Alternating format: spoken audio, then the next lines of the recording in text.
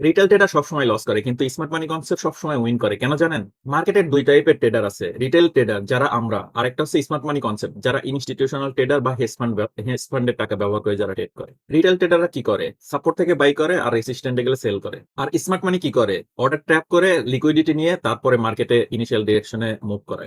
Example দেখেন, যদি retailer হিসেবে যদি খেয়াল করে দেখেন, এখানে একটা রেসিস্ট্যান্ট, যখনই রেসিস্ট্যান্টকে ব্রেক করছে তো সেক্ষেত্রে রিটেলাররা এইখান থেকে কিন্তু বাই করে, ঠিক না? বাই করার পরে এর স্টপ লস এটা নিচে দেয়। আর যদি আমরা যদি খেয়াল করি সাপোর্টের ক্ষেত্রে, সেক্ষেত্রে নিচে এটা একটা মাল্টিপল সাপোর্ট এরিয়া।